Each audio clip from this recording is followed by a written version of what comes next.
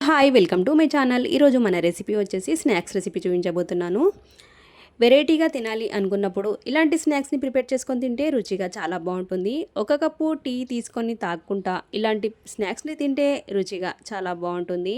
ఎలా ప్రిపేర్ చేసుకోవాలో చూసేద్దాం. 2 ఆలుని ఇలా తురుముకొని తీసుకోవాలి. స్టవ్ పైన ఒక గిన్నె పెట్టుకొని 2 స్పూన్ల ఆయిల్ వేసుకోవాలి. జీలకర్ర వేసుకోవాలి లైట్గా. జీలకర్ర చిటపటలాడగానే ఒక కప్పు వరకు వాటర్ వేసుకోవాలి. వాటర్ బాయిల్ వచ్చాక తురుముకున్న ఆలుని వేసేసేయాలి. ఆలు ఒక 2 మినిట్స్ ఇలా బాగా ఉడికాక లైట్గా పసుపు వేసేసుకోవాలి. తగినంత కారం, తగినంత సాల్ట్ వేసేసుకోవాలి. మరొకసారి మొత్తం మిక్స్ అయ్యేలాగా కలిపేసుకోవాలి. అలాగే ఒక కప్పు వరకు చపాతీ పిండిని వేసేద్దాం. చపాతీ పిండి మొత్తం ఆలుని కలిసేలాగా బాగా కలిపేసుకోవాలి. స్టవ్ సిమ్లో పెట్టుకొని ఇలా కలిపేసుకోవాలి, లేదంటే మాడిపోతుంది.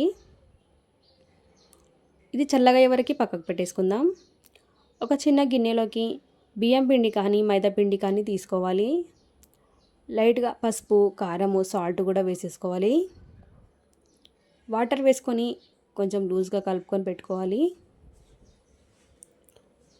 ఇది అయిపోయింది, పక్కకు పెట్టేసుకోవాలి. మిక్సింగ్ గిన్నెలోకి మన ఆలుని వేసేద్దాం. ఒకసారి చేత్తో ఇలా ముద్దలాగా కలిపేసుకోవాలి. ఇలా నేను చూపించే విధానంలో ఇలా చేసుకుంటే పర్ఫెక్ట్గా స్నాక్స్ అనేది వచ్చేస్తుంది. ఇలా లైట్గా కొంచెం ఆయిల్ అంటించి ఇలా చపాతీలాగా చేసేసేయాలి. మరి అంత మందంగా కాకుండా మరి అంత సన్నగా కాకుండా మీడియంలో ఉండేటట్టు చూసుకోవాలి. కార్నర్ మొత్తం ఇలా కట్ చేసుకోవాలి. మనకి ఏ షేప్లో కావాలంటే ఆ షేప్లో కట్ చేసుకోవచ్చు.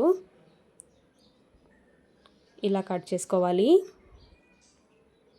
ఇప్పుడు మనం కలిపి పెట్టిన మైదాలోకి ఇలా డిప్ చేసి స్టవ్ పైన ఒక పెనం పెట్టుకోవాలి. షాలో ఫ్రై కోసం ఆయిల్ వేసేసుకుందాం. ఇలా ఆయిల్ హీట్ ఎక్కాక స్టవ్ సిమ్లో పెట్టుకొని ఒకటొకటిని వేసేద్దాం. అన్నిటినీ అలాగే డిప్ చేస్తూ వేసేసేయాలి. 2 వైపులా బాగా కాల్చుకోవాలి. ఎక్కువ ఆయిల్ ఏం పట్టదు, చాలా టేస్ట్గా చాలా బాగుంటాయి. మనం ఈవినింగ్ చాయ్ తాగే టైంకి ఇలా ఇక 2 తిని చాయ్ తాగితే రుచిగా చాలా బాగుంటాయి.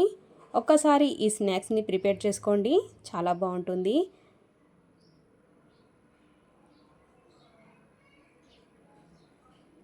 Thanks for watching.